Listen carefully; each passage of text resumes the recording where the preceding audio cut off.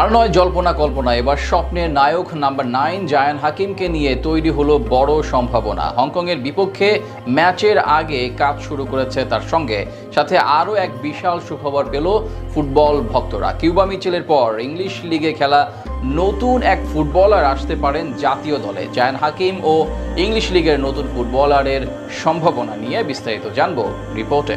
বাংলাদেশের ফুটবলে চলছে নতুন দিনের সূচনা।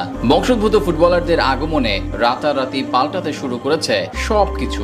বিশেষ করে হামজা চৌধুরী আসার পর থেকে ইউরোপের বিভিন্ন দেশ থেকে ছড়িয়ে ছিটিয়ে থাকা ফুটবলাররা আসেন বঙ্গপাড়ের হয়ে মাঠ মাতাতে। ইতোমধ্যে ফাহমিদুল ইসলাম এবং সমিত সমীর অভিষেক হয়েছে লাল সবুজের জার্সি গায়ে। তবে বর্তমানে টাইগার দলের সবচেয়ে বড় সমস্যা হলো একজন প্রপার স্ট্রাইকারের। দক্ষিণ এশিয়ার সবচেয়ে ভালো মানের মিডফিল্ড হওয়া সত্ত্বেও একজন নাম্বার 9 এর অভাবে ভুগছেন হেড কোচ হ্যাভিয়ার কাবরেরা। তাই এবার সেই সমস্যা দূর করতে আনা হতে পারে স্বপ্নের নায়ক জায়ান হাকিমকে।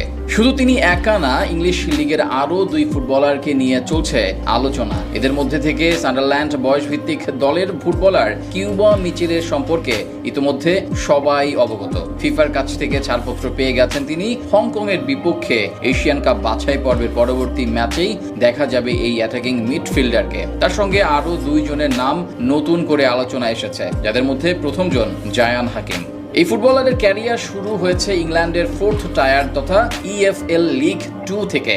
বর্তমানে জায়ান ইংল্যান্ডের 8ম টায়ারে আছেন। তবে 8ম টায়ারের হলেও তার অ্যাবিলিটি, ফিজিক্যালিটি এবং ফিনিশিং অ্যাবিলিটি বাংলাদেশের প্রেক্ষাপটে যথেষ্ট।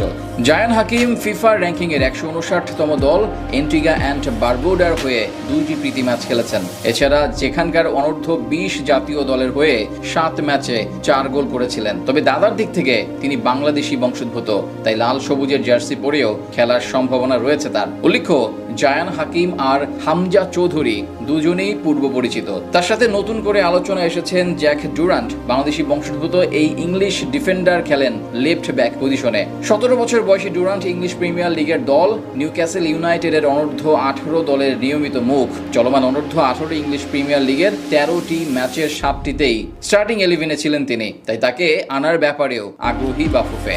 সব মিলিয়ে বলা চলে তাদের আগমনে আরো বেশি শক্তিশালী হয়ে উঠবে বাংলাদেশ দল। বিশেষ করে সবশেষ কয়েকদিন ধরে বেশি আলোচনায় আছেন জায়ান হাকিম।